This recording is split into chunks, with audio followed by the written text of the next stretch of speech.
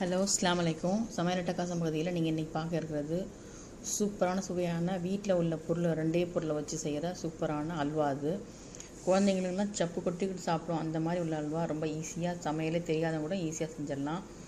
இதுக்கு தேவையான பொருட்கள் என்னென்னு பார்த்துடலாமா?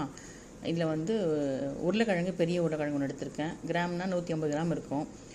கடலைப்பருப்பு 2 டேபிள் ஸ்பூன் எடுத்திருக்கேன். பாதம் ஒரு 7 துண்டு எடுத்திருக்கேன். நீங்கள் வேணுன்னா எடுங்க, இல்லைனா தேவையில்லை.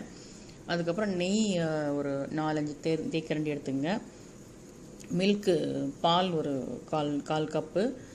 சுகர் 1/2 கப் எடுத்துங்க. சாஃப்ரான், குங்குமப்பூ கொஞ்சம் ஒரு 2-3 பிஞ்சு.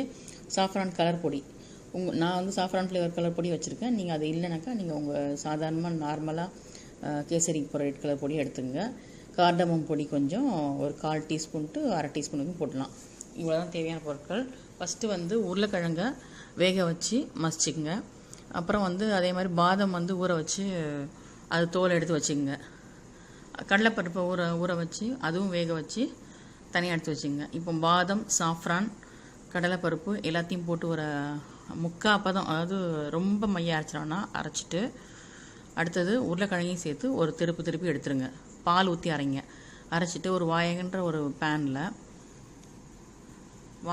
பேனில் ஃபஸ்ட்டு நெய் விட்டு இந்த அரைச்ச கலவையை ஊற்றி நல்லா கிளறுங்க. நல்லா கிளறி அந்த தண்ணி தளப்பமாக இருக்குல்ல, அது நல்லா கிரிப்பாகி நல்லா வெந்து வரணும். வெந்து வந்ததும் நல்லா கிளறி விட்டுட்டே இருங்க, அடி பிடிக்காமல் பார்த்துக்குங்க. அதுக்கப்புறம் சர்க்கரையும் காடம் பொடியும் போட்டு நல்லா கிளறி இடையில ஒரு 2 ஸ்பூன் நெய் விட்டு நல்லா சுருளை கிளறி நல்லா கிளறுங்க. இது வரைக்கும் நீங்கள் என்னோடய சேனலை சப்ஸ்கிரைப் பண்ணலைன்னா பண்ணிங்க. அப்படியே பக்கத்தில் இருக்கிற பெல் பட்டனையும் கிளிக் பண்ணிங்க. அப்போ தான் நான் போகிற அப்டேட்ஸ் கிடைக்கும் உங்களுக்கு. இப்போ நீங்கள் உங்கள் கிளறி நல்லா உங்களுக்கு சுருளை கிளறி வந்துடுச்சு பாருங்கள். நல்லா கிரிப்பாக நல்லா அல்வா அப்போ தான் வந்ததும் நெய் தேவைப்படுறவங்க நல்லா கூட ஊற்றிக்கலாம். நான் ஒரு 4 டேபிள் ஸ்பூன் எடுத்திருக்கேன். ஃபஸ்ட்டு ஒரு 2 டீஸ்பூன், அதுக்கப்புறம் ஒரு 2-3 டீஸ்பூன் ஊற்றிருக்கேன். இதில் மொத்தம்